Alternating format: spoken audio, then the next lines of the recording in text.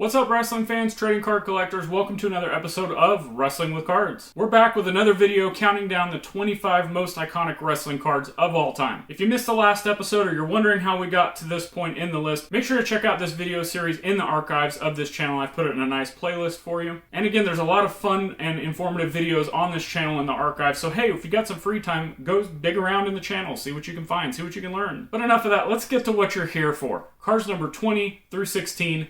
Let's go. Card number 20, 2011 FCW Slamorama Roman Leaky, I'll just call it Roman Reigns. To my knowledge, this is the first official card of Roman ever produced. Kind of a hard to find card, even harder to find in decent condition. Also, getting a little bit hard to find some legitimate copies. We've seen some fakes of all the cards in this set kind of floating around. I fell victim to that too. I purchased a lot of these, turns out they were all fake. But the FCW set as a whole has seen a lot more traction, with this being the first appearance of a lot of big names in professional wrestling that went on to do big things in WWE or elsewhere. Also, is this a rookie card? Does it matter? Is that debate even relevant anymore? And I say that because of the next card on this list. Card number 19, 2014 Topps Chrome WWE Roman Superfractor. In my opinion, this is one of the upper echelon, big boy, world champion type cards that really jump-started the ultra-modern wrestling cards that we've seen. The shiny stuff craze, the gold everything. And you know what? That brought more people in. But let's look at this card. Not a rookie card, but that being said, it is the first official year of Topps Chrome, and it did feature the gold refractors. Again, everybody loves gold. I say first year of Topps Chrome, but that's if you're not counting the 2007 Heritage Chrome. Again, it's got that Chrome logo on it, but a lot of people don't want to recognize that. So, I don't know. There is a whole video I've done talking with Joey Charles in the archives of this. Make sure to go check that out. And we discuss the ins and outs of, is this Chrome, is it not? What does everybody else say about it? That being said, the community has come together to recognize this card as one of the top Roman Reigns cards out there. Topps Chrome Superfractors are personally one of my favorite designs in all of the hobby. And it doesn't matter who's on it, they're just great looking cards. And clearly, the community agrees with putting this one on the iconic list. Card number 18, 1994 action-packed WWF Undertaker Auto out of 500. For me personally, the most iconic part of this card being on this list is the fact that I think it was the first pack-pullable, serial-numbered autograph cards ever produced within wrestling. I know there were some maybe autograph cards in other card products, but I don't think it had the combination of all three that we're talking about with this one. But again, I could be wrong, and if I am, correct me in the comments. Let me know what the correct answer is or what came first. Absolutely love the image here. We've got the ultimate classic Undertaker shot here. The gold border on this card and the gold auto is a cool color match thing. And again, we've talked about these cards from the early 2000s backwards and how they might be limited to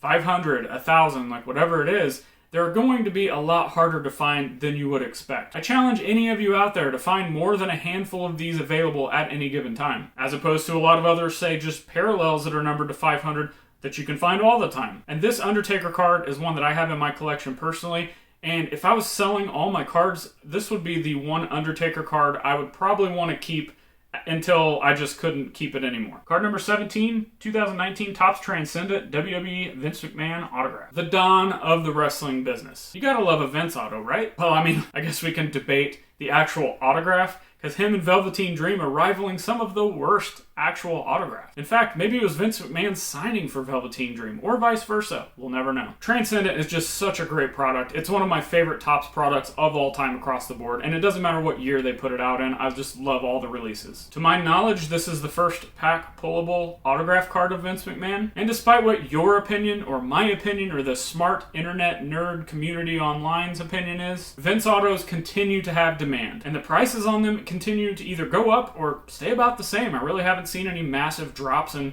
Vince McMahon demand or pricing on the autograph cards. And it doesn't even matter what parallel of the autograph of Vince that you get. People want them all. People just get it. He's the Walt Disney of wrestling, as said by many within the community. He continues to not only have his place in wrestling history, good or bad, whatever you think about him, but not only that, he's got his place in history within wrestling cards. Card number 16, 1995 Cards WCW Main Event Stunning Steve Austin. In my opinion, this is the classic definition of a rookie card, but without that rookie card badge or logo maybe. It's pack pullable, it's a base card, there's no parallels, and there's tons of supply, making grading the only thing to kind of separate them. I love seeing the stunning one jumping off the top rope, trying to splash Sting, and hey, how often do we see Steve Austin jumping off the top rope, be it in the past or now? I don't remember him being a high flyer. So what makes this one iconic? I think again, it kind of ties together the things I mentioned of this being pack pullable, no parallels, but also the fact that it's plentiful. I talked about this with the Ultimate Warrior card in the last video, that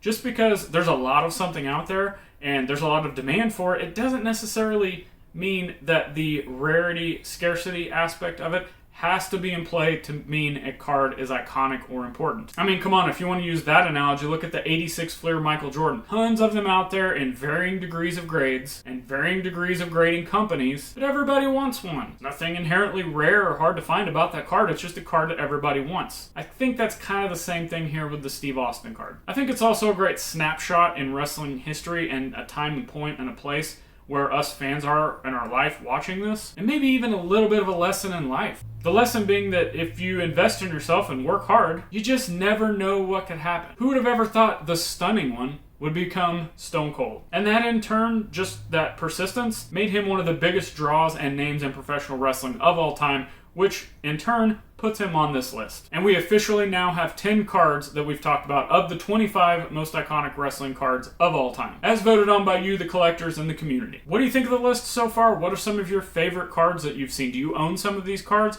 Do you have a checklist or a spreadsheet out making notes of the cards on this list that you need to add to your collection? What do you agree with? What do you disagree with? Can you correct me on some information I was wrong about with some of these cards? Any of that information is great. Leave a comment. Let's get a discussion going about the cards on this list, some nostalgic memories you've got with it, or anything else you want to talk about within this list. And while you're there in the comments, make sure to check out the links in the show notes for all the ways you can help show your support for my content. Check out the podcast, check out Wrestling with Cards on Patreon, check out the eBay store, social media links, and much more. But that being said, until the next video in this series, where we're going to be covering cards 15 through 11 of the 25 most iconic wrestling cards of all time. Click the videos on the screen for all of the great wrestling card content in the archives of this channel.